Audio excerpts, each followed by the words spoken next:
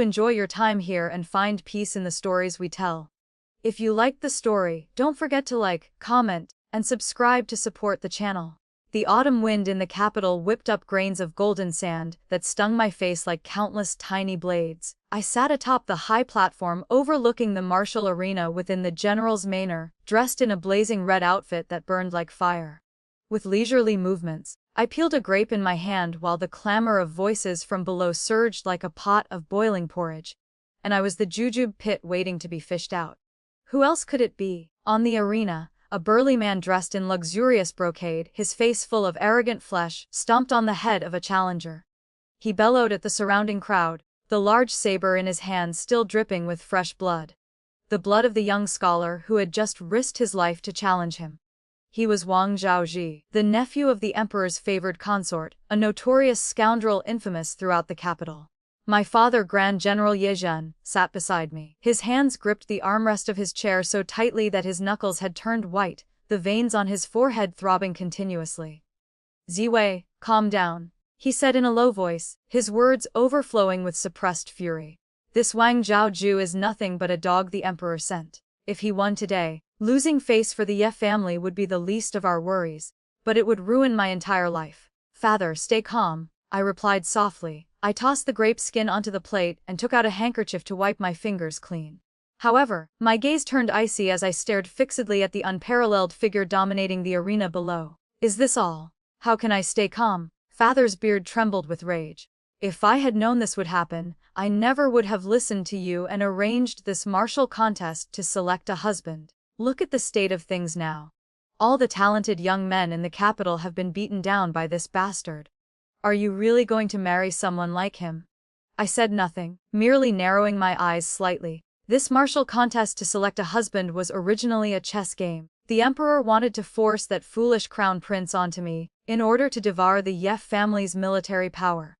To break off the engagement, I had come up with this desperate plan. Since the emperor wanted to save face, I would make this matter as sensational as possible. Loud enough that the entire world would know the daughter of the Ye family would only marry the strongest. But I had calculated everything and still didn't expect the emperor to be so shameless. He directly sent experts from the imperial guards to mingle with the crowd and help Wang Zhaozhi clear the entire arena. On the stage, Wang Zhaozhi swung his large saber with resounding whooshes. That greasy, fat face of his nearly seemed ready to fly toward me on the wind. "It looks like no one else will claim the position of master of the arena today, except this young master. When exactly are we going to consummate the marriage?" The commoners watching below dared to be angry but not to speak. Only a few hooligans in his entourage cheered with vulgar laughter. "Young Master Wang, why so impatient?" I stood up. My red skirt fluttered in the wind as I looked down at him from on high. The corner of my lips curved into a mocking arc. The sun hasn't set yet, and this stick of incense hasn't burned out. The Ye family's rule is that until the very last moment, it cannot be considered a victory. The rule. This young master is the rule. Wang Zhaozhi grinned viciously and kicked the challenger beneath his feet, flying with one leg. "Who else dares to come up and throw away their life? Come on!" The entire arena fell deathly silent. No one dared step forward. Everyone could see that behind Wang Zhaozhi stood imperial authority, the supreme one seated on the golden dragon throne who wanted the Ye family dead. Father suddenly stood up, his hand moving to the sword at his waist. I reached out and grasped the back of his hand, gently shaking my head. "Father, wait a little longer." My gaze turned toward the long street in the distance that led to the imperial palace. Right at that moment, the ground trembled slightly at first, like distant thunder rumbling. Then the shaking grew increasingly violent, causing even the flagpole beside the arena to begin quivering. Clop, clop, clop. The heavy sound of horse hooves pounded against people's hearts, each step ringing out louder as they approached from afar. The crowd was torn apart as if by an invisible hand, opening up a path. The once bustling long street suddenly became silent as a grave. A pitch-black warhorse clad in heavy black armor slowly entered everyone's sight. The man atop the horse wore a suit of dark iron armor. His black cloak billowed like a dark cloud, blocking out the sunlight overhead. A silver mask covered half his face, revealing only a pair of profound, bottomless eyes and tightly pressed, thin lips. Those were the eyes belonging only to a Shura who had walked out from a mountain of corpses. Wang Zhaozhu's previous ferocity vanished instantly when this man appeared, as if a bucket of cold water had been poured over him from head to toe. Even the hand holding his saber trembled. The Regent Prince. Someone called out that name with a shaky voice. Xiao Xuan, the current Regent Prince of Great Lying. The man who held the world's military power in his grasp. Even the Emperor had to show him 3 parts respect. He was known as the living king of hell. Xiao Xuan reined in his horse and stopped in front of the arena. He didn't look at anyone around him, nor did he glance at me on the high platform. He merely lifted his eyelids slightly and shot a glance at Wang Zhaozhai on the stage. "Are you the master of this arena?" His voice wasn't loud, yet it carried a bone-chilling coldness that pierced straight to the marrow. Wang Zhaozhai's legs turned to jelly. He nearly knelt as he stammered. Reporting to your highness. This lowly one was merely following the rules of the martial contest for selecting a husband. Xiao Xuan cut him off. Then, under the gaze of the entire crowd, he slowly raised his right hand. It was a pitch-black spear. The spear tip gleamed with a bloodthirsty red light, with a sharp whoosh and an ear-piercing sound of air being torn. Before anyone could react, the spear transformed into a streak of black lightning. It pierced straight through the large saber in Wang Zhaozhu's hand without losing momentum. Boom! It embedded deeply into the massive rock in the center of the arena. Stone shards exploded in all directions as dust and smoke filled the air. Wang Zhaozhai let out a miserable shriek. The tremendous force sent him flying, crashing hard onto the ground where he spat blood and fainted. The entire arena fell into a deathly silence. Xiao Xuan dismounted. His black battle boots crunched on the stone debris as he walked step by step toward the still, trembling spear. With one hand, he pulled it out as casually as if plucking a wild weed. Then he turned and raised his head. Those emotionless eyes looked straight at me on the high platform. Father was so frightened he stood frozen, trembling as he prepared to pay respects. "Greetings, General Ye." Xiao spoke first. His voice was low and carried a trace of hoarseness that was hard to notice. No need for formalities. After speaking, he slammed the spear heavily onto the ground with a dull thud. This prince came here today for no other reason. Xiao Xuan's gaze swept past my father and locked firmly onto my face. "I heard that the eldest miss of the Ye family is holding a martial contest here to select a husband." Father hurriedly wiped away his sweat. Yes, it's my foolish little daughter. Since it's a husband selection, this prince shall participate in the contest. Xiao Xuan interrupted my father. The corner of his lips curled into an extremely cold smile. 10 years ago, in the Imperial Flower Garden, the eldest miss of the Ye family stripped this prince's pants in front of everyone and swore to give this prince a proper status. This prince has remembered this debt for 10 years. The moment these words left his mouth, the entire arena erupted into chaos. Countless gazes, shocked, stunned, and gossipy, shot toward me like arrows. Father's eyes rolled back, nearly fainting on the spot. Stripped his pants. I remained seated with a cold expression, but the hand hidden in my sleeve had already crushed my handkerchief. That happened when I was only 6 years old. We were both children back then. Who knew that tree branch would be so brittle? Who knew my grab would be so accurate? I took a deep breath, stood up, and walked to the railing. Looking down from above at the unparalleled man below, I said coldly, "Your Highness truly has an excellent memory. It's such an old story, yet your Highness still holds it so dearly in your heart. Could it be that the Regent Prince lacks even a single pair of pants to wear?" Gasps of cold air sounded from below. To dare speak to the Regent Prince like this, the eldest miss of the Ye family must truly be tired of living. Xiao Xuan wasn't angry. Instead, he took another step forward. He stood closer now, close enough that I could clearly see the small scar beside the edge of his mask. "This prince does not lack pants to wear." Xiao Xuan stared directly into my eyes and spoke word by word. "What this prince lacks is a princess consort. Ye Zhuwei."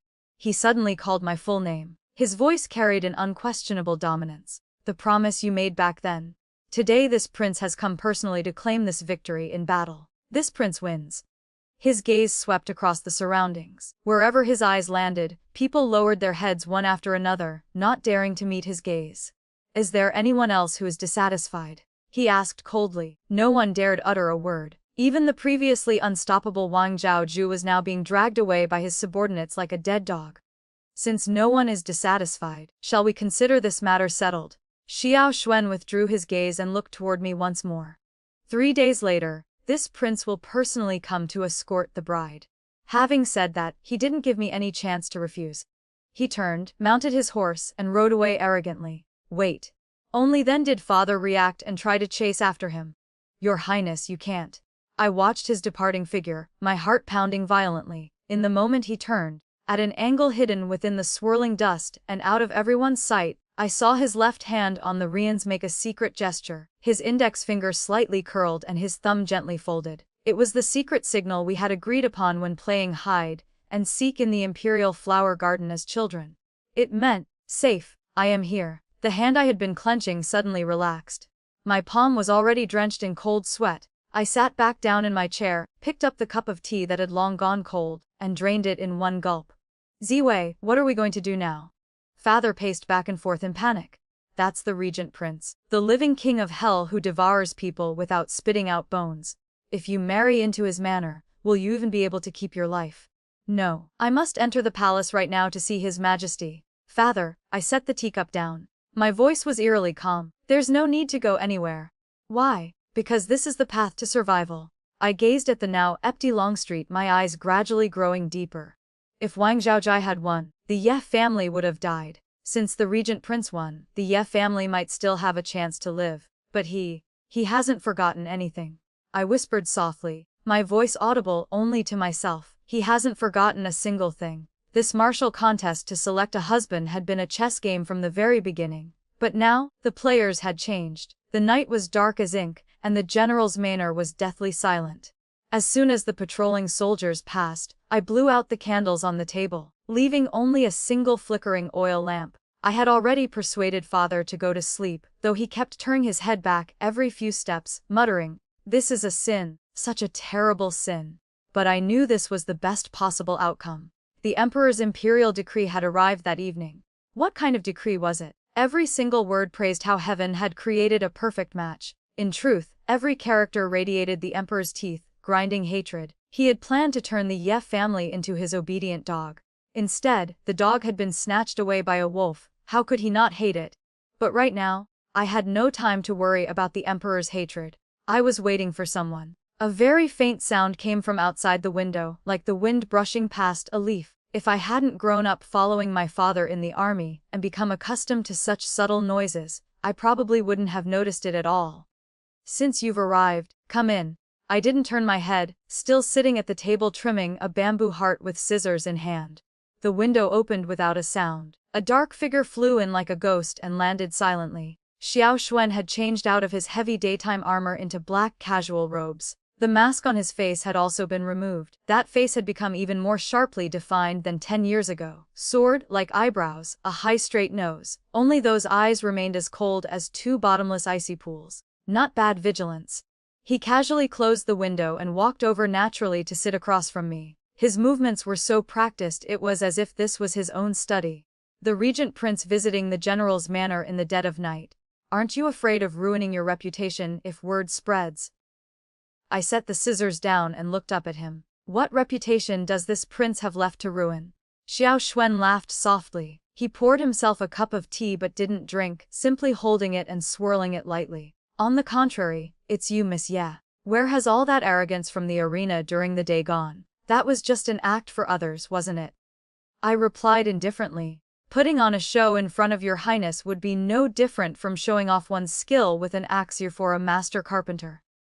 Xiao Xuan looked at me, his eyes filled with interest. After 10 years, the little girl who only knew how to climb trees has indeed made some progress. People do grow up. I took a neatly folded sheet of paper from my sleeve and pushed it toward him. Your Highness didn't come here in the middle of the night just to reminisce about the past, did you? Xiao Xuan raised an eyebrow, picked up the paper, and opened it.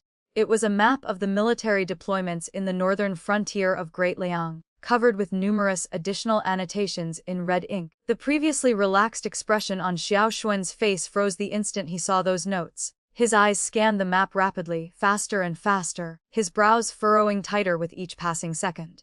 Did you draw this? He suddenly looked up. The contempt in his eyes had vanished completely, replaced by sharp scrutiny. The 13 cities of the northern frontier support each other, but the supply lines are too long. Once cut, it becomes a fatal weakness. I pointed to a red circle on the map and calmly explained. Your Highness's current deployment looks solid on the surface, but it's actually strong outside and weak inside. If I were the Songnu commander, I would simply send a team of light cavalry to circle around Tiamen Pass and strike directly at Hulong Valley to burn the supplies. In less than 10 days, the entire northern frontier would fall. Xiao Xuan stared at me as if seeing me for the first time. The air in the room seemed to freeze. After a long pause, he suddenly laughed, but the smile didn't reach his eyes. That old man Ye Jun couldn't have raised a daughter like this. Xiao Xuan slammed the map onto the table. Who exactly are you? I am Ye Juwei. I met his gaze without flinching. The only daughter of the Ye family, and the only person who can help your highness fill this gap. Help this prince. Xiao Xuan leaned forward. His oppressive presence immediately bore down on me. Miss Ye, on what basis do you think this prince needs your help? Because your highness needs the Ye family's army, but your highness doesn't dare to trust Ye Jun. I struck directly at his sore point. My father is loyal to the country, but he is foolishly loyal. If the emperor wants him dead, he would probably really commit suicide to atone. But I am different. Oh, in what way? I fear death. I looked him in the eye and spoke word by word. I also fear the Ye family dying. To survive, I wouldn't hesitate to pierce a hole through the heavens themselves. Xiao Xuan fell silent. He stared at me as the ice in his eyes seemed to thaw slightly, revealing hidden undercurrents. Do you understand what marrying into the Regent Prince's manor means? He suddenly asked. It means becoming a thorn in the emperor's eye and a fishbone in his throat. I answered. It means every single day will be like dancing on the tip of a blade. The slightest carelessness will result in my body being torn apart and my bones crushed. Yet I still dare to marry because this is the only path to survival. I stood up and walked in front of him, looking down. Xiao Xuan, your highness needs a princess consort who won't add trouble and can help block the hidden arrows coming from the palace. And I need a powerful backer who can protect the Ye family so that the emperor won't dare to act. This is a transaction. A transaction. Xiao Xuan murmured the words, his smile deepening. How interesting. He stood up, took the deployment map, and walked over to the candle flame. The fire licked at the paper, instantly reducing those brilliant tactical notes to ashes. Your Highness.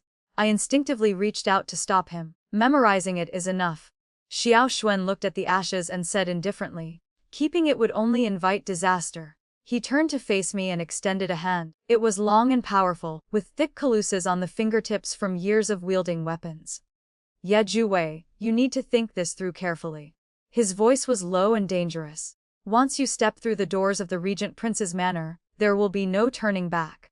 This prince doesn't need useless people, nor does he raise idlers. I've already told you. I reached out and grasped his hand. His hand was ice cold. Good. Xiao Xuan gripped my hand tightly, his strength nearly crushing my bones. Since you want this transaction, this prince will grant it to you. 3 days later, this prince will give you the most magnificent wedding in the entire capital.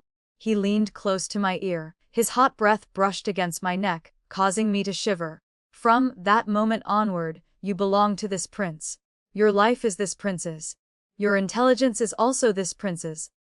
If one day I betray your highness, then you can kill me. I cut him off. My gaze was clear and resolute. Xiao Xuan paused for a moment, then laughed heartily. Good, excellent. One Ye Juwei is truly quite something. He released my hand and strode toward the window.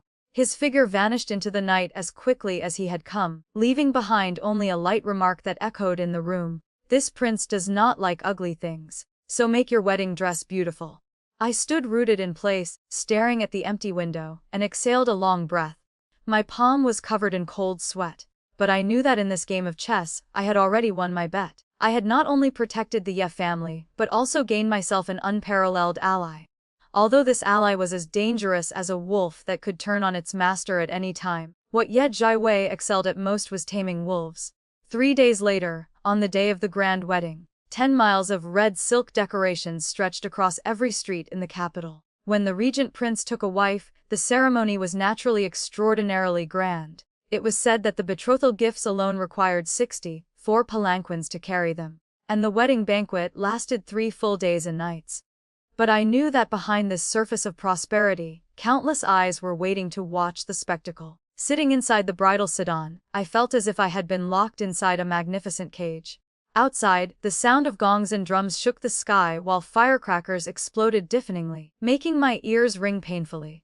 I heard the Ye family's young miss is a real shrew. She even dared to confront Wang Zhaojai. Who knows if she'll survive 3 days after entering the Regent Prince's manor. I doubt it. Everyone knows the Regent Prince's temper. Those side consorts who were sent in before all entered standing and left lying down.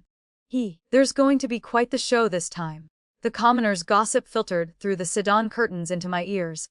I calmly adjusted my heavy wedding dress. Survive 3 days. Not only will I survive 3 days, I will live better than anyone else. The bridal sedan stopped before the gates of the Regent Prince's manor.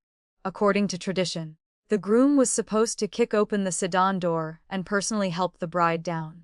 But I waited for a long time and there was still no movement outside. Where is His Highness? The matchmaker's voice trembled. His Highness went to the military camp. He said military affairs are urgent and he will return later. A cold voice answered. I sneered coldly in my heart, trying to establish dominance over me.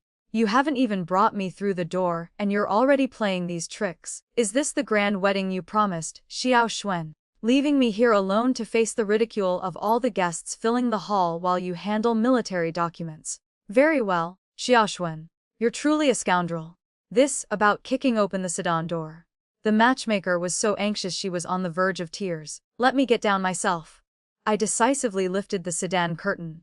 Under everyone's shocked gazes, I held onto the side of the sedan and stepped down steadily, without the groom to take my hand, without the red silk to bind us together. Wearing the phoenix crown and scarlet wedding robes, I stood alone before the majestic gates of the Regent Prince's manor, my spine straight as a pillar.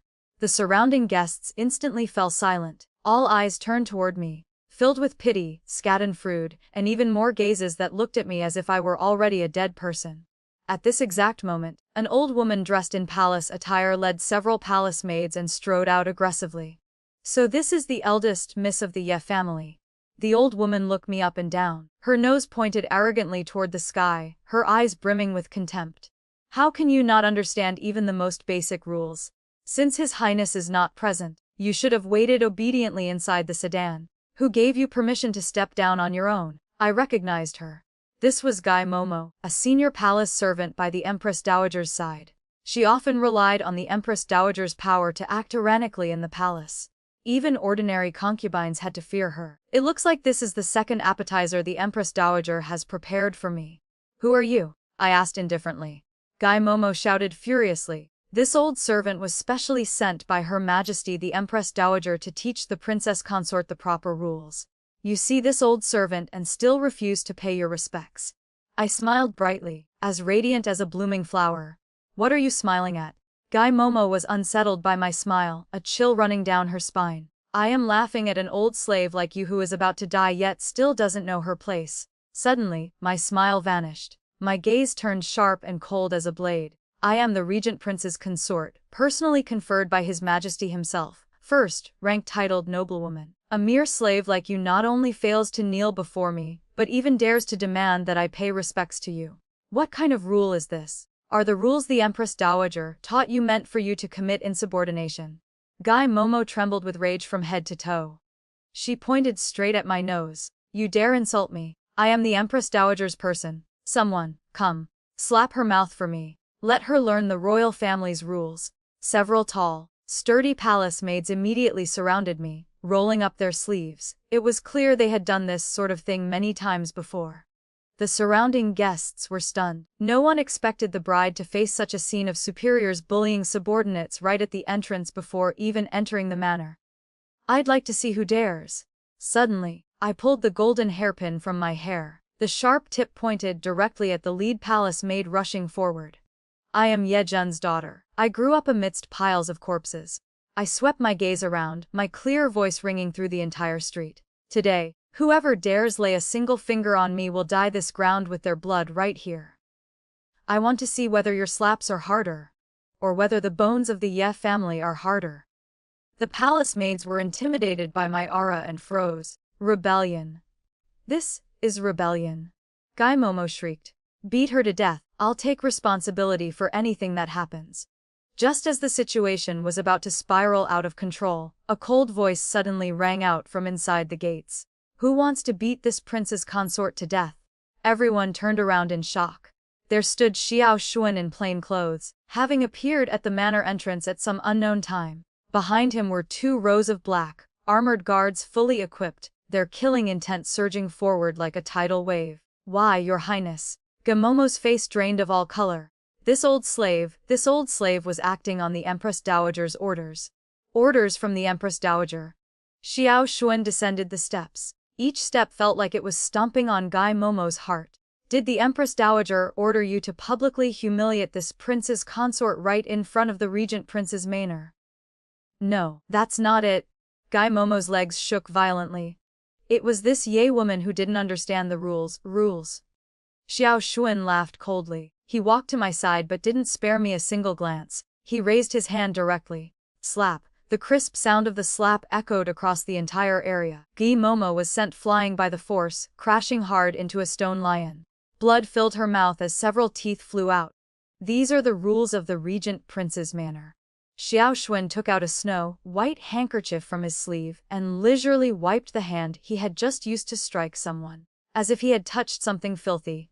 Before this prince's gates, no one except this prince himself has the right to discipline my consort. He casually tossed the used handkerchief onto Guy Momo's face.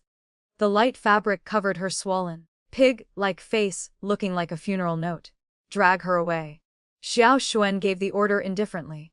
Pull out her tongue and send her back to the palace for the Empress Dowager. Tell her this slave's mouth stank too much, so this prince helped clean it up a little.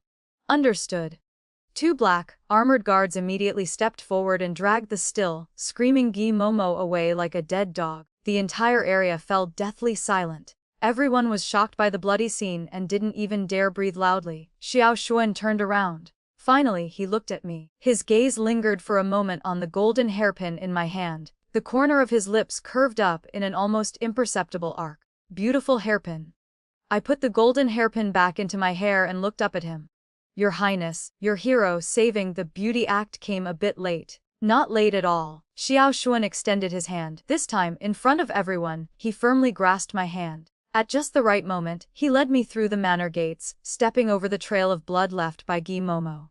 Ye Zhuwei, welcome to hell.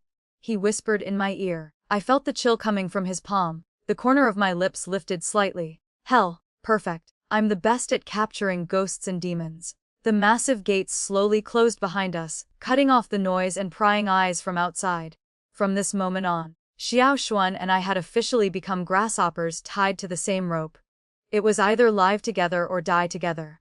The morning in the Regent Prince's manor was far from peaceful. When I woke up, the spot beside me had long gone cold. Xiao Xuan was like a bow that was always drawn taut. Even during what was supposed to be the sweet new-laid period, he didn't show the slightest bit of relaxation. Princess Consort, His Highness invites you to the study. Zhao Yunlan's voice came from outside. I adjusted my sideburns in front of the mirror. The woman in the reflection still had the same cold phoenix eyes, but the magnificent brocade robes symbolizing my status as princess consort weighed heavily on my shoulders, always reminding me of my current position. Understood. The study had always been Xiao Xuan's forbidden ground. Not even his previous side consorts, nor the spies sent by the emperor, had ever stepped foot inside and lived to tell the tale. Today he had actively invited me here. It was definitely not for sweet talk. I pushed open the heavy sandalwood door. The thick scent of ink mixed with the faint aroma of agarwood assaulted my nose.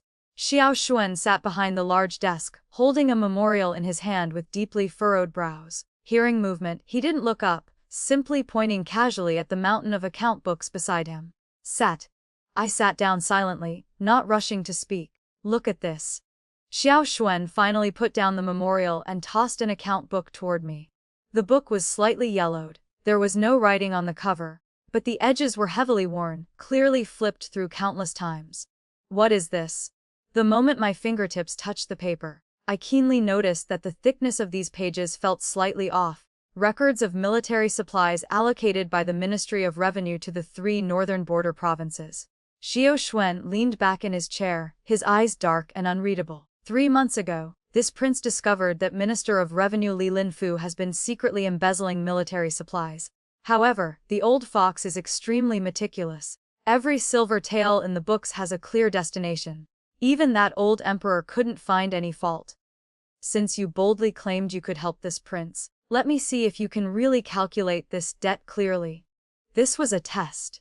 If I couldn't solve it, I would remain nothing more than a decorative piece to block arrows for him. If I could, only then would I truly qualify to become a chess player in this game. I opened the account book. Numbers swarmed like ants before my eyes. Give me 1 hour. I looked up at him. Xiao Xuan raised an eyebrow, seemingly thinking I was boasting. Li Linfu has managed the Ministry of Revenue for 20 years. 3 old accountants worked on this book for an entire month. There's no room for error in half a shichen. Ye Zhiwei, there are no jokes in the military. This is the prince's manor, not a military camp, I replied calmly. I casually picked up a wolf hair brush from the brush holder and dipped it heavily in ink.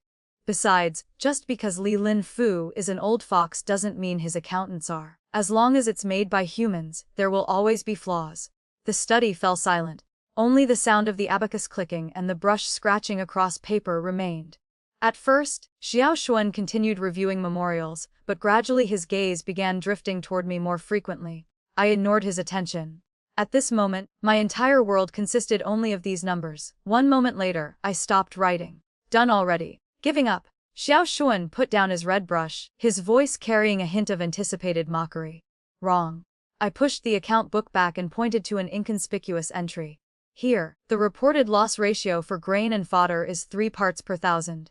Xiao Xuan glanced at it. A 3 parts per thousand loss during long-distance transport is within normal range. That's the standard for summer.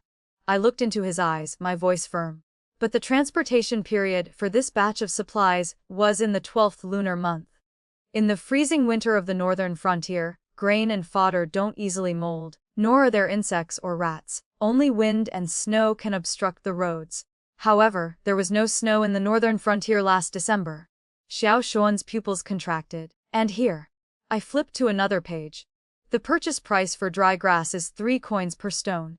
It looks like market price on the surface, but given the massive quantity purchased by the Ministry of Revenue, there should have been a 2-part discount according to regulations. This discount wasn't recorded in the books. I handed him the paper filled with my calculations. Li Linfu is very clever. He didn't touch the large sums directly. Instead, he used seasonal price differences, loss ratios, and purchase discounts to break up this massive amount into thousands of tiny miscellaneous expenses. It's like hiding a handful of salt in the ocean. It seems traceless, but one taste is enough to know if the water is salted. How much in total? Xiao Xuan's voice deepened. 1,300,000 taels. I stated. Enough to support 50,000 elite cavalry for an entire year. 1,300,000 taels. Xiao Xuan repeated the number. Killing intent exploded in his eyes. Good, very good, Li Linfu. Very good, Ministry of Revenue. He stood up abruptly. The aura he released in that instant dropped the temperature in the study by several degrees. Someone. Zhao Yunlan pushed the door open and entered. Transmit orders to the shadow guards. Immediately investigate all money houses and shops under Li Linfu's name. Focus on those unremarkable pawnshops. Xiao Xuan gave the cold command. Also, seal this account book. If anyone dares leak even half a word, execute them without mercy. Zhao Yunlan accepted the order and left. Before departing, he gave me a shocked glance. The study door closed once again. Xiao Xuan turned around. This time, the way he looked at me finally no longer contained the contempt one would have for prey. Instead, there was acknowledgement between equals. It seems this prince has truly married an extraordinary princess consort. He walked in front of me. His tall figure cast a large shadow. If Ye Jun knew you had this skill, I'm afraid he would have long since offered you up as a treasure. My father only knows how to fight battles, he doesn't understand calculations. I laughed mockingly. If he knew I spent all day studying these meticulous accounts, he would definitely break my legs. That might not be certain. Xiao Xuan suddenly reached out, his fingertips gently brushing aside a strand of my hair. There are 2 ways to kill in this world. One is with a blade. White blade enters, red blade exits. The other is like you, using a brush. No blood is seen, yet it can kill straight to the heart. Your Highness flatters me. I took half a step back without leaving a trace, avoiding his slightly ambiguous gesture. Can I state my conditions now? Conditions. Xiao Xuan withdrew his hand with an ambiguous smile. This prince thought you were only submitting a letter of surrender. I've already submitted the letter of surrender. But a transaction goes both ways. I looked straight at him. Tomorrow at the palace banquet, I want your highness to act in a play with me. What play? A play of a deeply loving husband and wife. I walked to the window and looked at the gloomy sky outside. The emperor wants to see the Ye family and the regent Princess Manor turn against each other. In that case, we absolutely cannot let him have his wish. I want him to see that the Ye family's army and the regent prince are now one entity. So that every time he eats a meal, he has to wonder if it will break his teeth. Xiao Xuan stared at my back for a long time before letting out a soft laugh. Ye Jiwei, do you know who you look like right now? Like your highness when you were young. I turned around, meeting his deep, bottomless eyes. Very well, he said. Tomorrow, this prince will act in this play with you. His tone suddenly shifted, carrying a dangerous teasing note. However, since we're acting, we must act thoroughly. Shouldn't the princess consort move into the main bedroom tonight? My heart skipped a beat. Move into the main bedroom. Did that mean sharing the same bed? Your highness must be joking. I tried my best to stay calm. The study is quiet and suitable for handling military affairs. Military affairs are already handled. Xiao Xuan strode over, one arm wrapping around my waist and pulling me into his embrace. His chest was hard as iron, and the cold scent on his body immediately enveloped me. Besides, only those who share a bed can convincingly act as a loving couple without being exposed. He lowered his head until his nose nearly touched my forehead.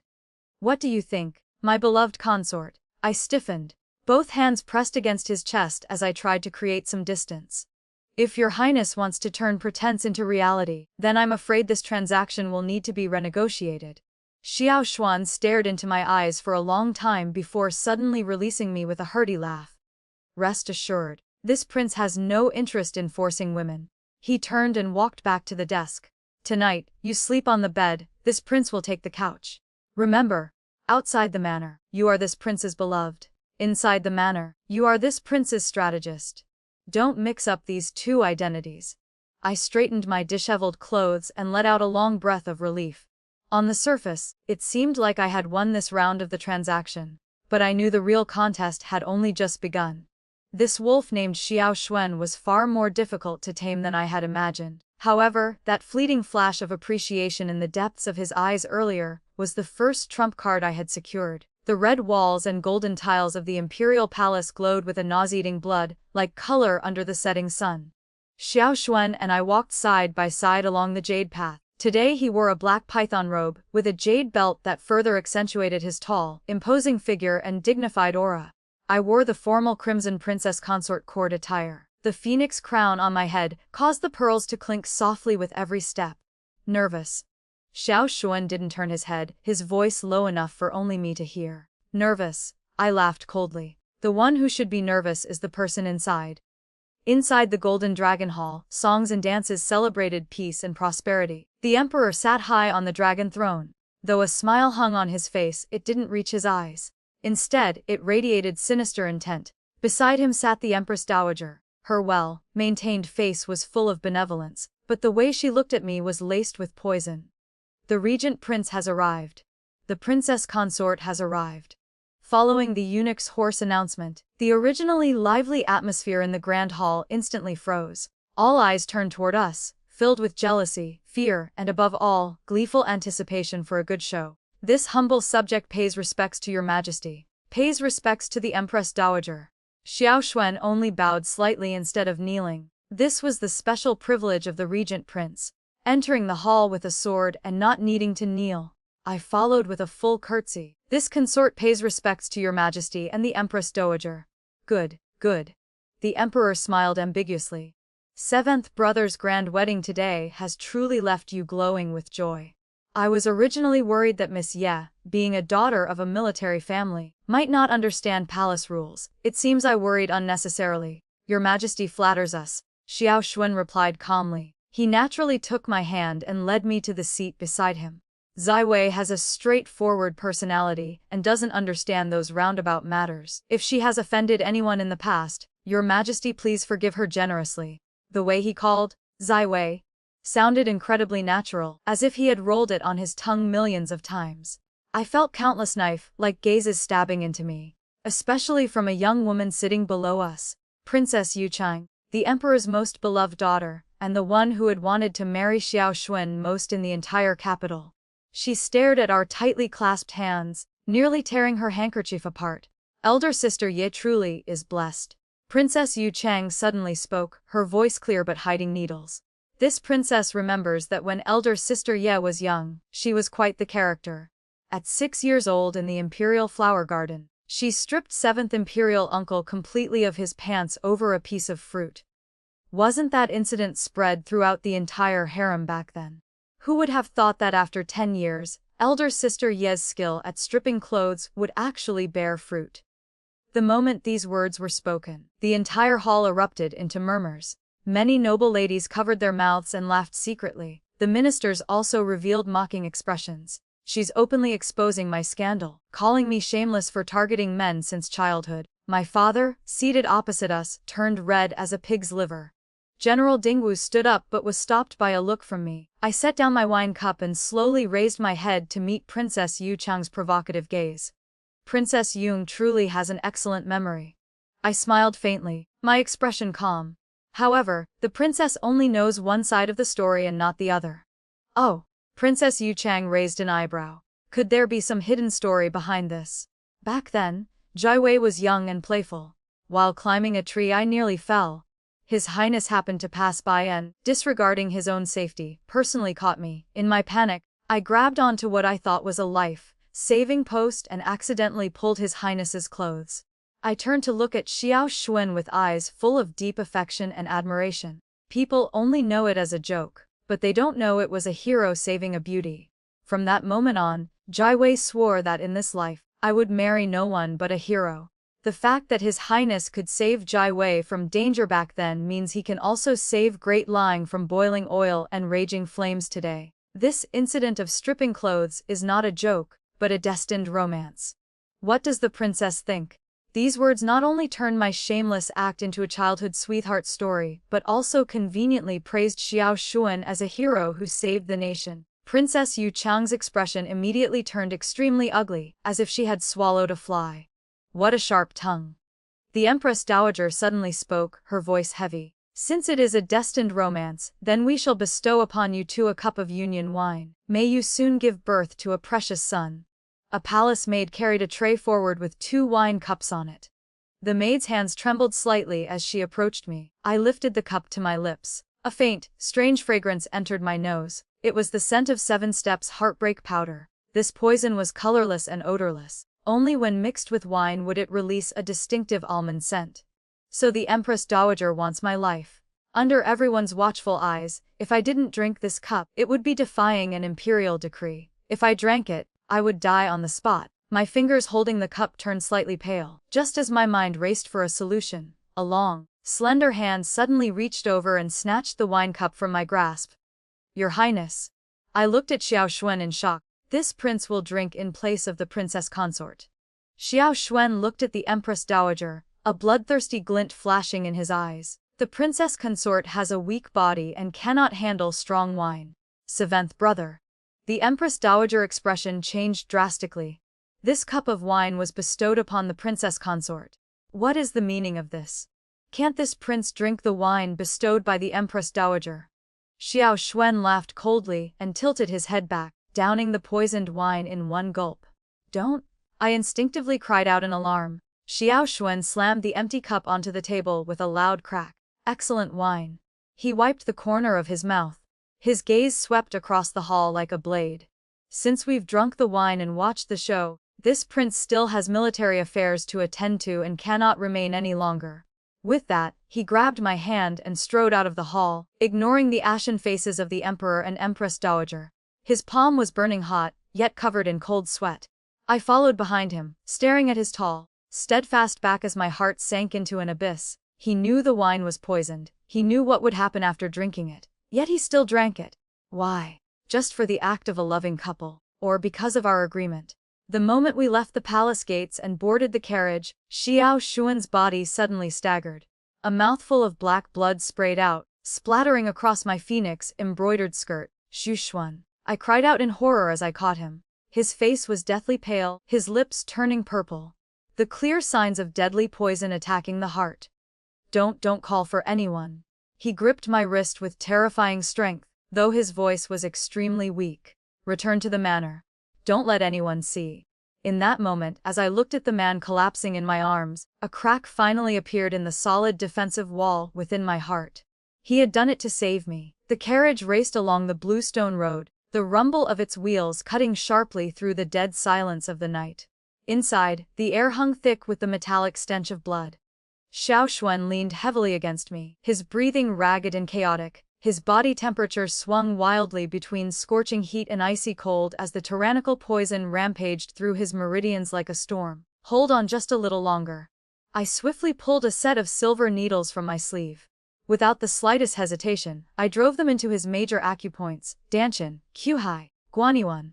This was the Ghost Gate 13 needles technique I had learned from a wandering physician on the border, specially designed to seal heart-piercing poison. Xiao Xuan let out a low groan, brows locked tight, yet those eyes never left my face. Even teetering on the edge of unconsciousness, he kept the feral vigilance of a cornered beast.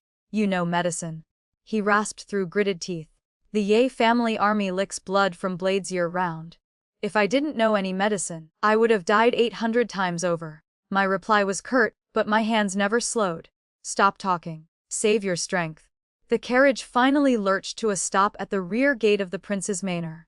Zhao Yunlan had already stationed trusted men there. The moment he saw Xiao Xuan drenched in blood, horror flashed across his face and he opened his mouth to shout, only for my sharp command to cut him off. Silence. Do you want the entire capital to learn that the Regent Prince has been poisoned? Zhao Yunlan froze, then snapped to his senses. He sealed his lips at once and quietly led a handful of confidants to carry Xiao Xuan into the secret chamber. Candlelight flickered inside the hidden room. I sliced away the blood-soaked inner robe clinging to Xiao Xuan's body. When that iron-hard chest was laid bare, I couldn't stop myself from drawing a sharp breath. It wasn't only the terrifying black palm print where the poison had concentrated. It was the countless scars crossing his skin, blade wounds, sword gashes, burn marks, old injuries layered over newer ones. There was hardly an inch of unmarred flesh left. This was the Regent Prince whose name made the world tremble. Every bit of his glory and power had been bought with his own blood and flesh. Sen enough. Xiao Xuan's voice was faint. Looking at this prince's body is not free of charge. Even now, this man still has the energy to joke. Shut up. I shot him a glare and took a willow leaf knife from the medicine box, heating it over the flame. This poison is called 7 Steps Heartbreak. Mixed with the old injuries already in your highness's body, it triggered the cold poison. I warned. I'm about to lance the blood. It will hurt. Do it. Xiao Xuan didn't so much as twitch a brow. The blade slid across skin and black blood surged forth at once. I poured every ounce of focus into the acupuncture, bloodletting, and applying medicine. Sweat rolled down my temples. Every second was a race against the god of death. I lost track of time until the blood finally ran bright crimson. Only then did Xiao Xuan's breathing even out. I exhaled in relief and collapsed into a chair, hands still shaking. Xiao Xuan slowly opened his eyes. His face remained pale, but his gaze had regained its usual clarity. He looked at me, eyes swirling with complex emotion. Why save this prince? Because if your highness dies, I won't survive either. I wiped the blood from my hands and answered calmly. The Emperor and Empress Dowager can't wait for us to perish together. If your highness suddenly passes tonight, tomorrow the Yi family will be charged with assassinating the prince, and the entire clan will be exterminated. Is that the only reason? He pressed. My movements stalled. I lifted my head and met his stare. What else could it be? Does your highness really think I would fall in love with a man I've only known for 3 days? Xiao Xuan stayed silent for a long moment before suddenly smiling. The smile carried less cruelty and more genuine wariness. Ye Juwei, that mouth of yours truly refuses to yield to anyone. He struggled to sit up, accidentally tugging at his wound and sucking in a sharp breath. I instinctively reached out to steady him. My fingertips brushed a savage scar on his shoulder. This one is from last year at Tiamen Pass, when I saved your father. Xiao Xuan said quietly. I looked up in shock. Your highness saved my father. He never mentioned it. In the mouths of outsiders, the Regent Prince had always been painted as a petty villain who abused power and schemed to steal military authority. Back then, The Xiongnu had launched a nighttime raid. Ye Jun led a lone force deep into enemy lines and was surrounded. The imperial court, citing insufficient supplies. Xiao Xuan gazed into empty space, eyes distant. But I took 3 personal guards, defied the order, fought our way in, and carried him out. This scar came from a poisoned arrow fired by the Xiongnu. My voice trembled. If your highness saved him, why target the Ye family? Because only by making the emperor believe this prince is a threat will he feel safe letting your father keep holding military power. Xiao Xuan turned and looked straight into my eyes. Ye Zhuwei, you must understand. In this imperial court, black and white cannot coexist. Ye Jun is too clean, so clean that the emperor cannot sleep at night. Only when this prince acts as the blade hanging over his head will the emperor feel that the Ye family shield still has value. Boom. The worldview I had built for 10 long years shattered in an instant. So those years of suppression and targeting had been a meticulously planned protection. He had willingly shouldered infamy, willingly let the Ye family misunderstand him, all to preserve the Ye family army's backbone through the most extreme means. My eyes suddenly burned. This isn't some living king of hell at all. He's clearly just a fool. Why didn't your highness tell him? Tell him. So he could weep tears of gratitude toward this prince. Xiao Xuan shook his head.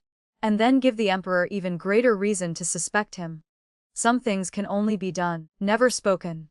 He looked at me, and for the first time the ice in his gaze melted into pure tenderness. The only softness that appeared after he lowered every defense. But now you know. He reached out and gently clasped my still, trembling fingers. Ye Zhuwei, this prince is entrusting this secret to you. From today onward, you are this prince's rear support. In that instant, something soft deep inside my chest was struck hard. It was the feeling of a fatal weakness being hit dead center. I could show mercy to the weak, but against someone who walked alone through darkness like this, I had no resistance left. All right. I reversed the grip, feeling the warmth pass from his palm into mine. Since your highness has entrusted your rear to me, then I'll give your highness one sentence in return. What sentence? In the future, stop foolishly fighting to drink poisoned wine like this. I sniffed and said fiercely. I already smelled it, so of course I had a way to swap it. Your highness's hero habit needs correcting. Xu Xuan was stunned for a moment, then laughed softly. His chest shook, sending a tingle through my hand. As you command, princess consort. That night we spoke no more of transactions or contracts. Inside the small secret chamber thick with the scent of blood and medicine, 2 lonely souls, who had always stood outside the rules, truly leaned on each other for the first time. The Empress Dowager was indeed not one to sit idle. Unwilling to accept that the poisoned wine had failed to kill Xiao Xuan, she acted again only 3 days later. 2 pink sedans were carried through the rear gate of the Regent Prince's manor. Nominally they were side concubines bestowed by the Empress Dowager to help the prince spread branches and scatter leaves. In truth, everyone knew they were spies. One was named Ru Yan, born with a seductive charm that reached her very bones. Her every movement was like a willow swaying in the wind. The other was Ziyu, who looked pure and adorable, with large, sparkling eyes that could awaken any man's protective instinct. Princess consort sister, this slave offers you tea. In the main hall, Ru Yan knelt on the floor, lifting the teacup with both hands. Her voice was so coquettish it could melt bones. Ziyu knelt beside her, gazing at me shyly as though I were some man-eating beast. I sat in the host's seat, leisurely skimming foam from my tea. Xiao Xuan was absent. He had been busy reorganizing military affairs lately, so these trivial manor matters naturally fell to me. Sister.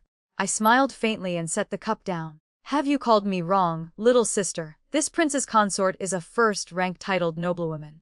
You are merely nameless, titleless side concubines. Can you bear the weight of calling me sister? Ru Yan's face stiffened. A flash of venom passed through her eyes before she quickly switched to a wronged expression. This slave doesn't understand the rules. Please forgive me, princess consort. If you don't understand the rules, then you must learn them. I stood and walked in front of them. Steward Fu stood to the side, face full of difficulty. Steward Fu was an old servant of the manor. On the surface he was loyal and diligent. In reality I had already uncovered his murky private dealings with Wang Zhaozhu's faction, and the public funds he had embezzled while purchasing manor supplies. Xiao Xuan had never moved against him because he lacked a proper excuse and was too lazy to handle such trifles. But I was different. I happened to be short 2 knives. Steward Fu. This old slave is here. Steward Fu bowed hastily. These 2 little sisters were bestowed by the Empress Dowager, so naturally they are extremely precious. They certainly can't be made to do ordinary heavy labor. I smiled ambiguously at Steward Fu. Haven't our storehouses been short on manpower and plagued with unclear accounts lately? I think it would be best to let these 2 little sisters help manage the storehouses. Steward Fu's expression changed drastically. Princess Consort, the storehouse is a vital place. How could? The storehouse was exactly where he had grown fat. If outsiders got involved, his messy accounts would be exposed. What's wrong, Steward Fu? You don't trust the Empress Dowager's people. I raised an eyebrow. Or is there something shady inside the storehouse that you're afraid the Empress Dowager's eyes will see? This slave doesn't dare. This slave doesn't dare. Cold sweat poured down Steward Fu's face. Then it's decided. I turned to the 2 still kneeling. Ruyan, Ziyu, this is a lucrative task. Helping the prince guard the family assets is the greatest merit. If you can clarify the storehouse accounts and uncover who has been embezzling from the manor, this princess consort will reward you heavily. I may even speak well of you before His Highness and promote you to side consorts. At the words, side consorts, both women's eyes lit up. Their mission was surveillance and fighting for favor. But to fight for favor they first needed a chance to meet Xiao Xuan. Managing the storehouse meant controlling the manor's economic lifeline. Not only could they appear before the prince, they could skim benefits along the way. Most importantly, it was authority granted by the princess consort. This slave thanks the princess consort for the promotion. We will definitely not fail your highness's trust. They kowtowed profusely. I looked at their excited faces and laughed coldly inside. The Empress Dowager's spies versus the greedy steward. This was what they called dogs biting dogs. In the days that followed, the rear courtyard of the Regent Prince's manor became extraordinarily lively. To prove themselves and fight for the side consort position, Ru Yan and Ziyu threw themselves into auditing the storehouse accounts with 12 parts effort. Having come from the palace, they were intimately familiar with every trick of embezzlement and falsified books. At first Steward Fu tried to suppress them with seniority, but the 2 women held my imperial sword, and had the Empress Dowager behind them. Even though the Empress Dowager had no idea what they were actually doing and thus paid Steward Fu no mind, he was powerless. In just 3 days, Ru Yan ran over clutching a thick account book to claim her reward. Princess consort, this slave has found everything. Ru Yan's face glowed with excitement. That old Steward Fu, in the past 3 years alone, embezzled a full 50,000 taels through false purchase reports. Moreover, he secretly transported many valuable medicinal herbs out of the storehouse to sell. I flipped through the book. The evidence was ironclad. Well done. I nodded in approval. Little sister Ru Yan is truly talented. Right then Steward Fu came running in, sobbing and howling. He thudded to his knees. Princess consort, spare my life. These 2 vixens are framing this old slave. This old slave has been wronged. So wronged. I tossed the account book into his face. White paper and black ink, and you still dare cry injustice to me. Ru Yan Ziyu, beat him for me. The 2 women had long disliked Steward Fu. After enduring days of his suppression, they received the order and immediately summoned their close maids and servants. They swarmed over and gave Steward Fu a thorough, merciless beating. His miserable screams echoed through the entire courtyard. I lifted my teacup and took a leisurely sip. Listening to that pleasant sound, my mood was excellent. Not only had I removed a malignant tumor from the manor, I had conveniently turned the Empress Dowager's spies into knives in my own hand. At least for now, they belonged to me. By the time Xiao Xuan returned that evening, Steward Fu had been beaten half to death and locked in the woodshed. Ru Yan and Ziyu fawned around me like blood sisters. After listening to my report, Xiao Xuan glanced at the account book, then at the 2 women who kept throwing flirtatious looks at him yet were being ordered around in circles by me. A flicker of astonishment flashed through his eyes. Borrowing force to strike force, using a fox to swallow a wolf. This move is used quite well. He spoke while shrugging off his cloak in the study. Your Highness flatters me. I took the cloak and hung it on the rack. Those 2 women are the Empress Dowager's people after all. We can't kill them or drive them away. If that's the case, the only option is to keep them busy. Once people get busy fighting each other, they have no time left for anything else. Then how do you plan to deal with Steward Fu? Kill the chicken to warn the monkey.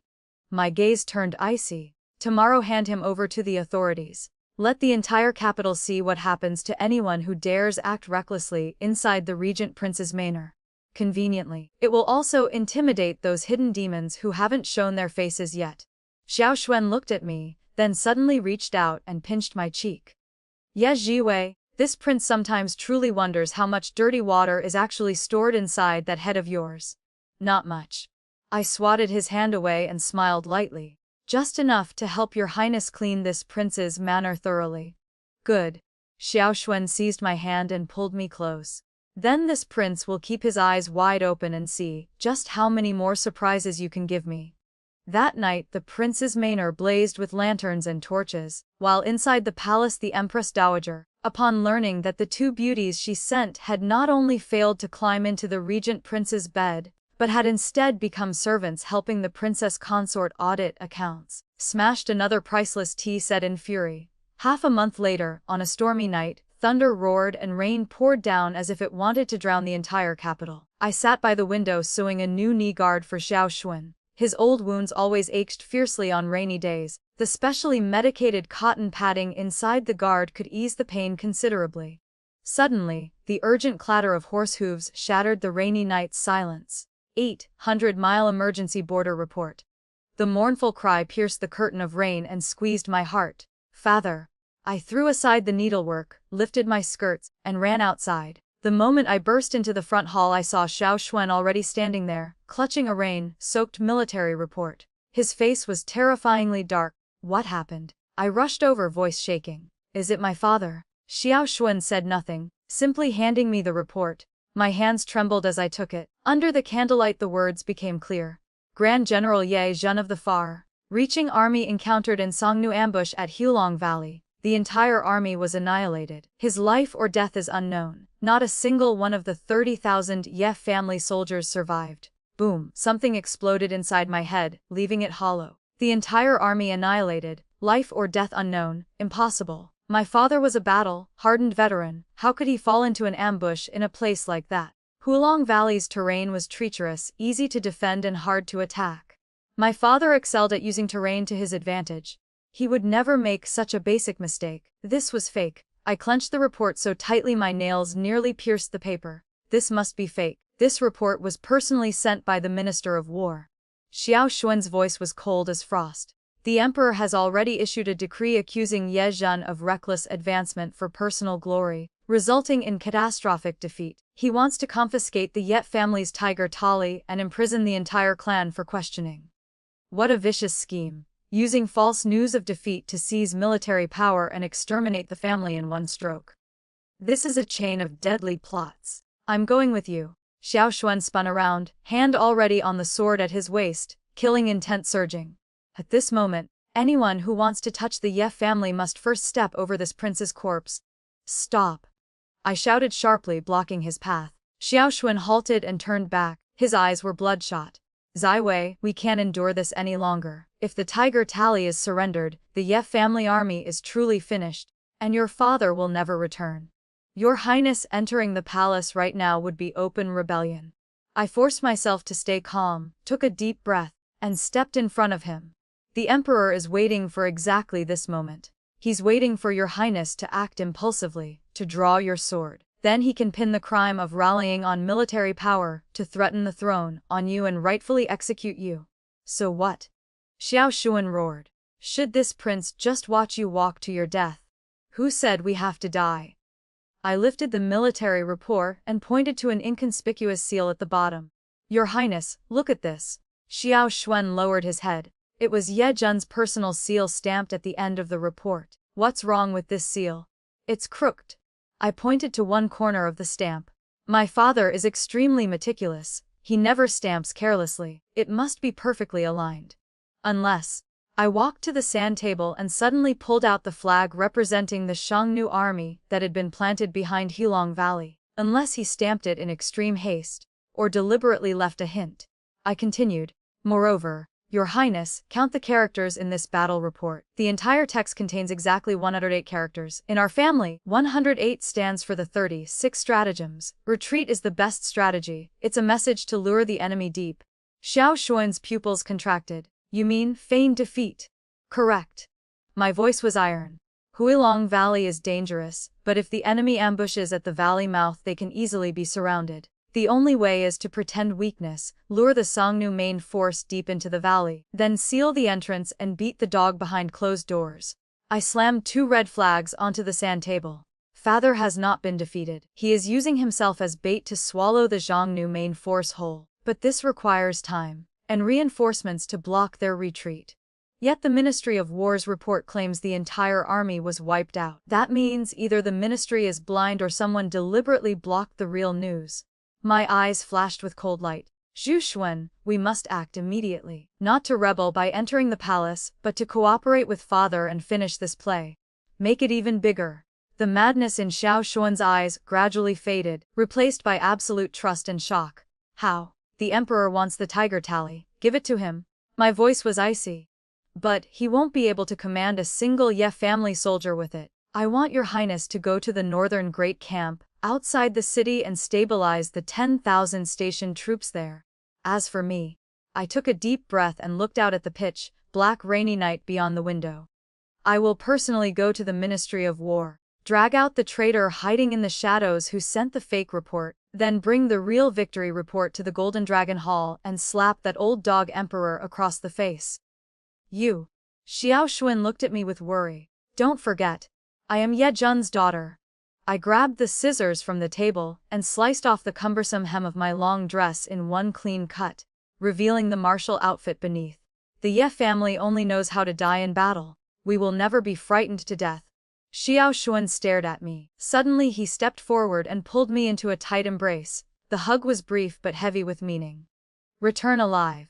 He whispered against my ear. If you dare lose even a single strand of hair, this prince will truly make the entire Great Liang Empire change its surname to Shao. Rest assured. I pushed him away, turned, and charged into the pouring rain. Before dawn breaks, I will bring victory back. The rain grew heavier. Tonight was destined to be sleepless. This was an enormous gamble. The stakes were the lives of the entire Ye family and the Regent Prince's manor. But I knew we would win, because we were the only variable on this chessboard. I ran through the stormy night, unable to tell whether the water on my face was rain or sweat. The Minister of War's residence was not hard to breach, especially with the help of Xiao Xuan's shadow guards. What I never expected was to encounter someone completely unforeseen there. It was my second uncle, Ye Jun's own younger brother, Ye Lai. He sat inside the Minister of War's secret chamber, holding a cup of hot tea, face full of fawning smiles. Minister, rest assured, Big Brother will definitely die this time. Once the tiger Tali reaches our hands, the Ye family army will belong to me. When that happens, I will definitely charge into fire and smoke for His Majesty. So that was how it was. The traitor who had blocked the real news and sent the fake defeat report was family. I hid in the shadows and listened to the heart-stabbing conversation. My entire body turned ice cold. My father had protected his subordinates his entire life and treated this younger brother with utmost care. Who could have imagined he had raised a venomous snake that would bite him so viciously? I didn't rush in to kill. That would be letting him off too easily and would never clear my father's name. I slipped into the study and found the real victory report that had been hidden away. Just as I had predicted, my father had won a great victory at Huilong Valley and was already on the triumphant march back to the capital. With the real report in hand, I was about to leave when I accidentally knocked over a vase. Someone. Catch the assassin. The Minister of War's residence instantly fell into chaos. Countless guards rushed over with torches. I had only a single dagger. Just as I prepared to fight my way out with my life on the line, a dark figure descended from the sky like a soaring eagle, instantly taking down 7 or 8 guards. Let's go. It was Xiao Xuan's voice, but shouldn't he have gone to the northern Great Camp? Why was he here? I leaped across rooftops, panting. Your Highness, why did you come? This prince was worried about you. Xiao Xuan grabbed my hand and we flew across the rooftops. Zhao Yunlan has already gone to the northern Great Camp. I knew you would run into danger.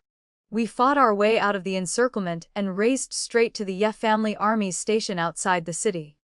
Dawn was almost breaking. The camp was in turmoil. The imperial supervisor sent by the emperor held a fake imperial decree and the tiger tally, forcing the vice-general to hand over command. The veteran soldiers stood with bloodshot eyes, blades trembling in their hands. Clearly none of them believed Ye Zhen had been defeated, yet none dared openly defy an imperial order. The imperial decree is here. Ye Zhen colluded with the enemy and betrayed the country. He knew his crimes and has already committed suicide. Do you still want to rebel? The supervisor roared. Old dog.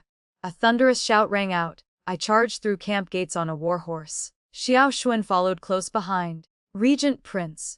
The vice-general was stunned. I dismounted in one fluid motion, raised the blood-stained victory report high, and strode step by step onto the command platform. The rain had stopped. The first rays of morning sun pierced the clouds and fell on me. Ignoring the imperial supervisor's horrified gaze, I lifted my foot and kicked him straight off the high platform. Open your dog eyes wide and look carefully. I unfurled the victory report and shouted at the top of my lungs. General Ye Zhen is not dead. The Ye family has not been defeated. We have utterly crushed the Xiongnu army at Hulong Valley and beheaded 30,000 enemy troops. This is the truth. The entire camp fell deathly silent for a heartbeat, then exploded into earth, shaking cheers. General is mighty. Eldest Miss is mighty. In that moment, standing tall on the command platform and gazing down at the feverish faces below, I felt the blood in my veins ignite like wildfire. I was no longer the sheltered Ye family young miss embroidering in her boudoir. I was no longer the princess consort who had to hide behind the regent prince.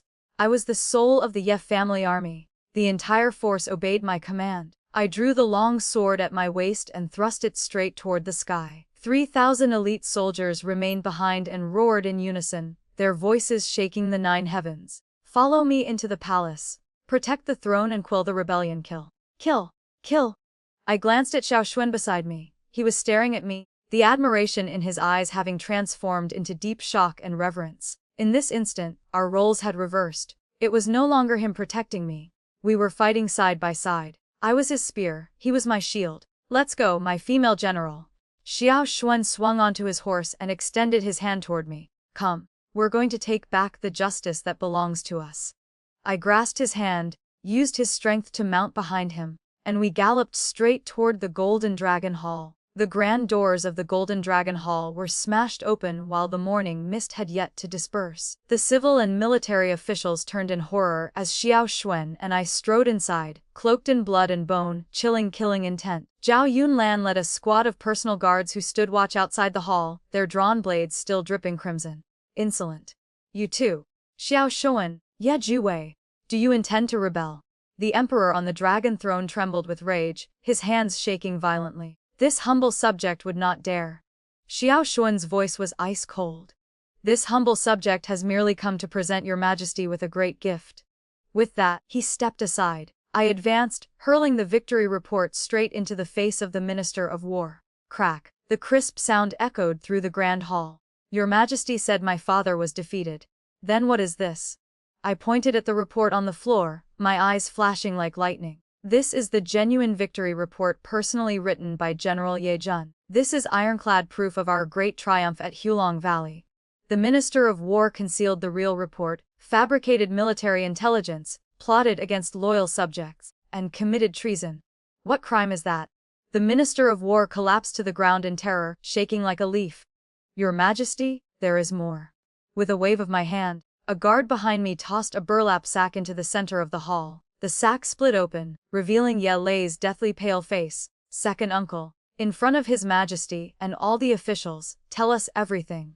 How you colluded with the Minister of War, how you betrayed Big Brother, how you schemed to seize the military power. Ye Lei had already been scared out of his wits. Seeing the emperor, he scrambled forward like a drowning man clutching at straws and kowtowed desperately. Your Majesty, save this subject. Your Majesty, save this subject. It was all him. He coerced this subject. The emperor's face twisted in horror. He snatched the inkstone from the table and hurled it at Ye Lei. Blood splattered everywhere, but the clumsy attempt only further confirmed his guilt. The officials erupted into murmurs.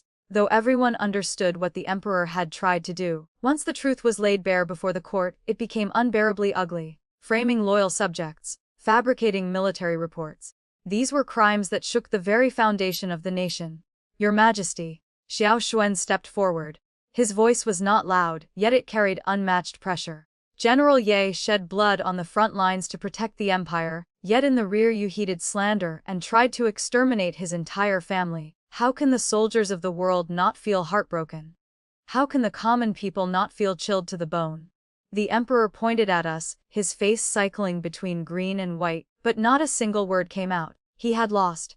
Completely and utterly. Faced with ironclad evidence and the threat of the Ye family army, he had not only failed to seize military power, he had lost every last shred of dignity. Well, we decree. The emperor slumped on the dragon throne, suddenly looking 10 years older. The minister of war committed treason. Drag him out and behead him. Ye Lei shall be exiled 3,000 miles. General Ye Jun is promoted to Duke of the Nation and awarded 10,000 taels of gold. We thank your majesty for your benevolence. Xiao Xuan and I said in unison, yet there was not a trace of respect in our voices. As we stepped out of the grand hall, the sunlight fell perfectly upon us. I let out a long breath, feeling the massive boulder that had crushed my heart finally roll away. Father is safe. The Ye family is saved. Xiao Xuan turned to look at me and suddenly reached out to straighten my slightly disheveled collar. Feels good. I answered from the bottom of my heart. I have never felt better in my life. Then, he leaned close to my ear, the corner of his lips curving into a wicked smile. Since it feels so good, shouldn't we collect some reward tonight? My face flushed crimson. Your Highness, have some self-respect. This is the Imperial Palace. So what if it's the Imperial Palace? Xiao Xuan wrapped an arm around my waist and laughed heartily as he led me toward the palace gates. This prince only wants to take his princess consort home right now.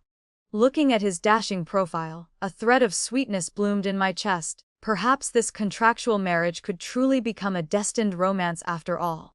We simply never expected it would only be the calm before the storm. The emperor's revenge came faster and far more vicious than we imagined. We had won beautifully, but an emperor was still an emperor. When force failed, he swiftly switched to soft blades. Only half a month later, wave after wave of rewards arrived at the Regent Prince's manor. Gold, silver, jewels, brocades, silks, and even rare Western region spices.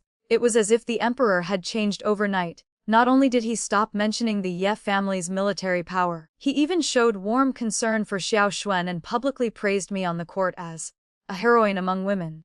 Praise. Xiao Xuan stared at the mountain of imperial gifts piled in the front hall and spat 2 cold words. It's also alienation. I casually picked up a jade bracelet bestowed by the emperor and examined it under the light. The translucent green was truly top quality. Your Highness, look inside the bracelet. There are extremely tiny characters carved there. Is he warning me to guard against you, or warning you? I smiled. Don't forget the way of a wife. He's panicking. Xiao Xuan came up behind me, reaching for the bracelet. This filthy thing, throw it away. I dodged his hand. The corner of my lips lifted with hidden meaning. The emperor wants to watch a show. Then we must perform it perfectly for him. He sent these gifts precisely because he wants to see us fight over benefits or grow suspicious of each other because of power, right? Xiao Xuan raised an eyebrow. How do you want to act? Simple. I slipped the jade bracelet onto my wrist and deliberately raised my voice so the hidden eyes outside the door could hear every word. Your Highness, what is the meaning of this? These are all rewards His Majesty bestowed upon this consort. Do you really intend to snatch things from a weak woman? The Ye family army may have been nominally placed under the Ministry of War, but everyone knows they still answer to Your Highness. Now that you hold absolute power, you've grown tired of this old wife, haven't you? The shadow outside the door shifted. Xiao Xuan instantly understood. His expression darkened, and his voice turned furious. Ye Zhai Wei, don't be ungrateful. If not for this prince protecting you at court, your Ye family would have been exterminated long ago. And now you dare throw a tantrum over a few broken bracelets. Broken bracelets. I suddenly yanked the jade off and smashed it to the floor. Crack. The crisp sound of shattering jade rang out sharply in the silent manner. Xiao Xuan, you've finally spoken the truth. You only married me to use the Ye family army. Now that the crisis is over, you want to burn the bridge after crossing the river, don't you? I screamed and cried while sweeping every teacup and vase off the table. The room instantly became a chaotic mess of crashing porcelain. The shadow outside seemed satisfied and quietly withdrew. Only when the footsteps completely disappeared did Xiao Xuan and I look at each other. The sword, drawn tension from moments ago, vanished in an instant. Well acted. Xiao Xuan stepped over the shards and came to me, gently fixing my slightly messy hair. It's just a pity about that Qinghua porcelain set from the previous dynasty. It was a one-of-a-kind piece. What's gone is gone. I looked at the broken pieces on the floor, my eyes gradually turning cold. If the Emperor wants to see us turn on each other, then we'll give him the show he wants. Only when he believes our side is in chaos will he finally bare his real fangs and claws. You mean, the autumn hunt? I walked to the window and gazed at the yellowing leaves outside. In half a month it will be the imperial autumn hunt. According to tradition, all civil and military officials must attend. That wilderness outside the capital is the perfect place to kill and silence witnesses, and the perfect place to flip the chessboard once more. Xiao Xuan came to stand shoulder to shoulder with me. It seems this checkpoint really is a life and death game? Afraid? I asked. With you here, I'm not afraid. He took my hand. His fingertips were slightly cool, yet filled with unshakable resolve. Half a month later, the imperial autumn hunt proceeded as scheduled. The vast hunting grounds of the Western Mountains were covered in colorful banners. The Emperor seemed to be in an exceptionally good mood this time. Not only did he bring the entire Imperial Guard, he even specially permitted family members of the officials to join, claiming it was to rejoice with the people. I knew there were daggers hidden in that joy. The imperial tent stood in the center of the camp, surrounded by dense forest. The Regent Prince's camp had been deliberately placed at the westernmost edge, right against a sheer cliff. The location looked quiet, but it was a death trap. Once surrounded, there would be nowhere to retreat. A truly meticulous calculation. Xiao Xuan stood before our tent, studying the terrain map. In front are the Imperial Guards, behind is a cliff. He wants to trap us like turtles in a jar. Not necessarily turtles, could be venomous snakes. I was polishing the short sword in my hand, a weapon I had specially prepared these past few days. Every blade was coated with a numbing poison. It wouldn't kill, but it would instantly paralyze anyone it cut. Ya Wei.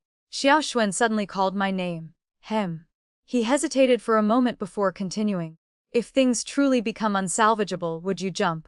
He pointed at the cliff behind us. I paused, walked to the edge, and looked down into the bottomless abyss shrouded in clouds. Jumping would mean certain death. I turned back to him. I won't jump. I will carve a bloody path out, stepping on their corpses. Xiao Xuan gave a helpless laugh, yet it carried indulgence. I knew you'd say that. At that moment, Zhao Yunlan rushed over, face tense. Your Highness, Princess Consort, large numbers of unidentified men have been spotted around the hunting grounds.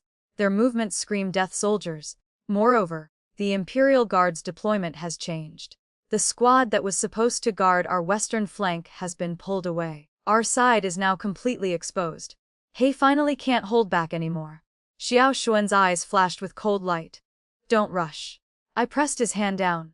If they've left the flank open, it means they want to lure the assassins in, then we'll turn their plan against them. I took out a pre-drawn map from my sleeve and spread it on the table. This is the terrain I scouted these past 2 days while pretending to ride for leisure. There's a swamp in the western forest. It looks like flat ground, but anyone who steps on it will sink. And here, I pointed to several red marks on the map, eyes gleaming with madness, is a patch of extremely dry deadwood forest that catches fire instantly. They think this is our grave, but they don't know it will become theirs. How exactly do you plan to do it? Xiao Xuan asked. Tonight the Emperor will definitely make his move. My voice was icy. He'll get your Highness drunk at the banquet, then send assassins for a nighttime raid. We'll give him a taste of his own medicine. Night fell. Bonfires blazed as the Emperor hosted a feast for the officials. After 3 rounds of wine, he began repeatedly toasting Xiao Xuan. Xiao Xuan accepted every cup without refusal, seeming completely unguarded. Soon he appeared dead drunk and was helped back to our tent by guards. Watching Xiao Xuan's retreating figure, the Emperor's lips curled into a cruel smile. He shot me a glance that looked at a person already marked for death. I pretended not to notice, stood up, excused myself, and hurried after them back to the tent. The moment the tent flap closed, the drunk, Xiao Xuan opened his eyes, gaze perfectly clear. They're here. Outside, the wind suddenly howled. In the darkness, countless black shadows slipped through the trees like demons crawling out of hell. Follow the plan. I blew out the candle. In the darkness, Xiao Xuan and I silently cut a slit in the back of the tent and slipped into the night. The seemingly peaceful tent now contained only 2 rolled-up blankets shaped like sleeping bodies, waiting for the massacre to come. The first flaming arrow tore through the night sky. Then countless fire-tipped arrows rained down like meteors toward our camp. In an instant, flames roared to the heavens. "Leave no one alive." A low growl sounded in the darkness. Dozens of black-clad death soldiers wielding sharp weapons charged into the blazing camp and hacked wildly at the figures on the bed. A second later, they realized something was wrong. "No one's here. Retreat." My voice rang out from the depths of the forest, cold as the 9th layer of hell. At my words, Xiao Xuan yanked a hidden rope in the grass. The explosives we had buried around the camp detonated. The tremendous blast sent over a dozen death soldiers flying, limbs severed and scattered. But this was only the beginning. More death soldiers poured in from all directions. Clearly the Emperor had thrown everything he had into this. He was determined to bury us here. "To the swamp on the west side," I shouted. The short sword in my hand shot out continuously, dropping the foremost assassins. Xiao Xuan guarded my back with his long spear, each thrust carrying a spray of blood. In this narrow forest, he was an invincible war god. We fought while retreating, deliberately drawing the death soldiers deeper into the western woods. "Chase them. Don't let them escape."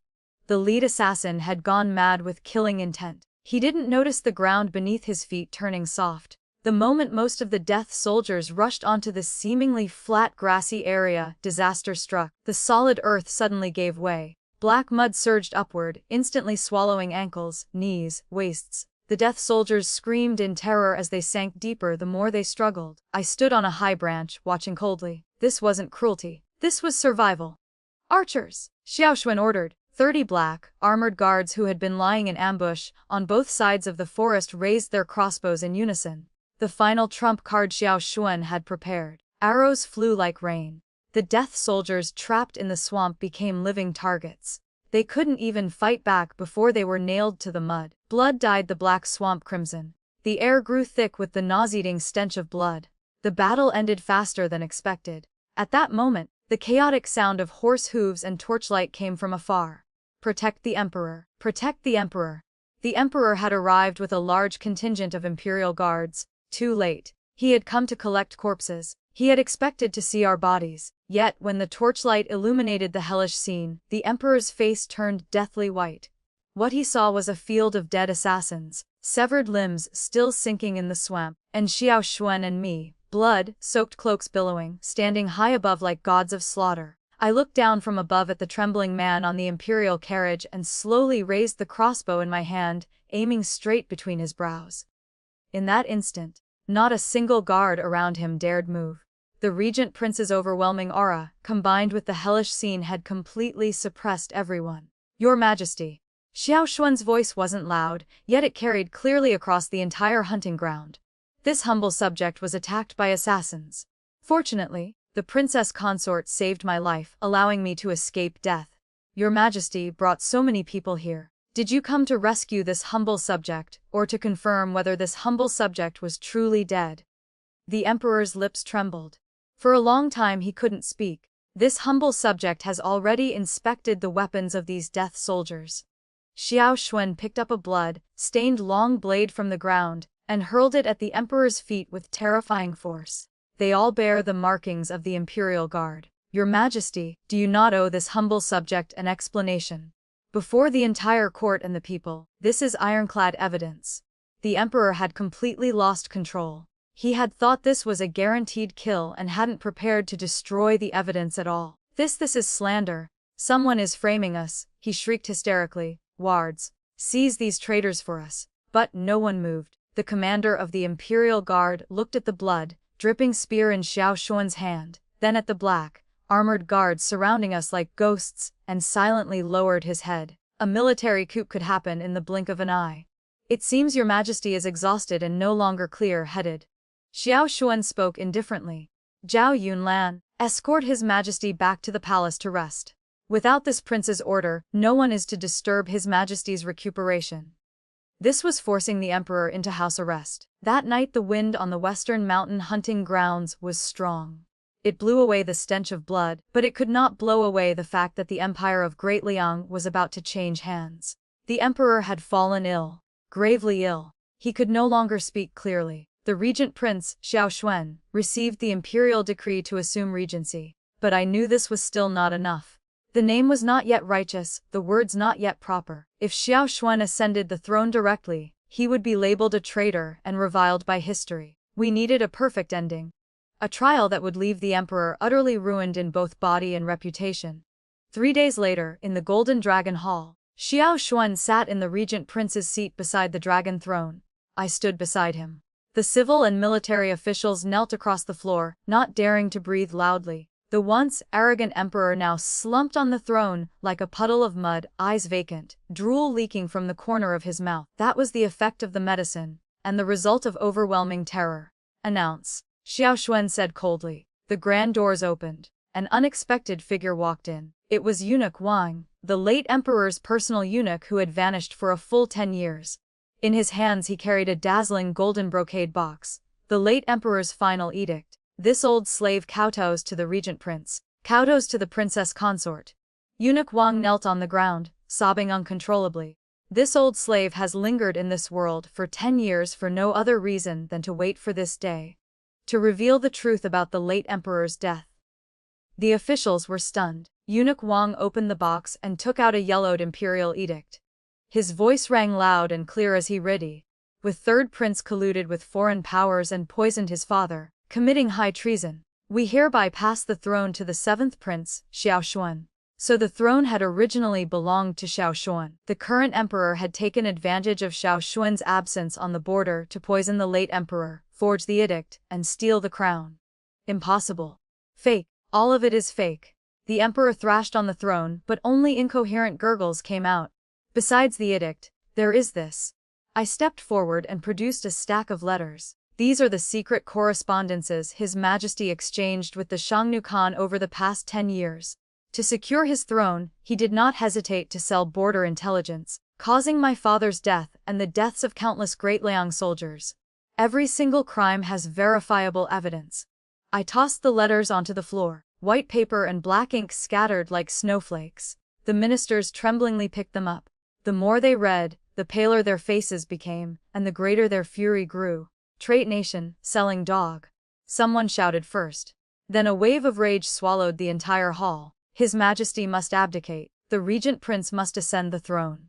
In that storm of curses, the emperor completely collapsed like a mud puppet. He had lost not only the throne, but his dignity, his final shred of imperial face. This was utter public ruin, a fate 10,000 times more painful than a quick execution. Xiao Xuan rose and looked at the kneeling officials, then turned to me. There was no wild joy in his eyes, only calm acceptance that everything had been settled. Drag him down. He pointed at the deposed emperor on the throne. Imprison him in the imperial clan court. He is never to leave again. A bloodless coup ended just like that. The new emperor ascended the throne. Yet the person sitting on the dragon throne was not Xiao Xuan. He had chosen an intelligent 8-year-old boy from the imperial clan to take the throne while he remained regent, assisting the young sovereign. No one understood why. The throne had been within his grasp, why not take it? Only I knew the reason. Spring arrived and flowers bloomed. The peach trees in the rear courtyard of the regent prince's manor were in full blossom. Pale pink petals drifted down on the wind, carpeting the ground. Xiao Xuan wore a loose white robe and sat beneath a peach tree brewing tea. Without the constriction of armor or the killing aura of the court, he looked like a gentle, jade-like young noble. "What are you thinking about?" I walked over and sat across from him. "Thinking about 10 years ago." Xiao Xuan poured me a cup of tea. "Back then you were the same. Wearing a red dress, charging into my arms like a little cannonball. I didn't understand anything at the time." I smiled and accepted the cup. "Good thing you didn't understand." Xiao Xuan looked at me. His gaze was so tender it seemed it could drip water. "If you had understood back then, I'm afraid we would have missed each other in this life." He set the cup down and took something from his robe. It was the contract we had signed on our wedding day. On it was written that I was his princess consort and his ally. Our union was for mutual benefit, with no interference in each other's affairs. Once everything was over, I would regain my freedom. This thing is useless now. Xiao Xuan brought the contract close to the small brazier. The flame licked the paper, and in an instant it turned to ash. Your Highness, what are you doing? I asked deliberately. Ye Zhu Wai. Xiao Xuan stood, walked in front of me, and knelt on one knee. This kneel was more sincere than any he had ever performed before the late emperor in the Golden Dragon Hall. Back then I married you for the Empire, for survival, and for that contract. From his sleeve he took out a jade pendant. It was not some priceless imperial gift. It was the personal jade pendant he had carried since childhood, engraved with his name. Now the Empire is stable. Revenge has been taken. I want to ask you again. He lifted the jade pendant, eyes shining as he looked at me. I no longer need a strategist. I no longer need an ally. What I lack is a wife who will walk with me for the rest of our lives. Are you willing to truly marry me? Not for the Ye family, not for survival, but simply for the man named Xiao Xuan. The wind blew past, sending a shower of peach blossoms raining down. They landed on his shoulders and fell into my heart. I remembered that stormy night when he had taken the poisoned wine for me. I remembered his back shielding me on the hunting grounds. I remembered how he had casually yielded the throne in the Golden Dragon Hall. This man had used everything had to give me the safety and respect I had always longed for. I reached out and took the jade pendant, closing it tightly in my palm. You fool. My eyes grew a little hot, yet the corner of my lips lifted high. My dowry has already been carried into the manor. It's too late for your highness to return the goods now. Xiao Xuan was stunned for a moment, then burst into wild joy. He suddenly stood, swept me into his arms, and spun me around beneath the peach tree. I won't return them. Not in this life, not in the next, not ever. His hearty laughter echoed throughout the entire prince's manor. I leaned against his chest, watching the peach blossoms dance across the sky, and felt an unprecedented peace in my heart. This was my ending. I didn't need to be mother to the Empire. I didn't need power that could topple the court. I only needed him. And that was the best time in the world. The story ends here to remind you that in the muddy swamp of power, survival does not come from naivety but from clarity. Kindness without ability becomes a weakness others will exploit. To protect the ones you love and your family, you must see through schemes, keep evidence in hand, use the law as a shield, and draw clear boundaries as the line of survival. Power is not as terrifying as blindness to power. Courage is not in grand oaths but in the decision to stand on the side of truth when everything wants you to stay silent. The story ends here for now. If it touched your heart or left you thinking, I'd love to hear your thoughts in the comments. Please like, subscribe, and share Raccoon Tale to help more stories come to life. See you in the next tale.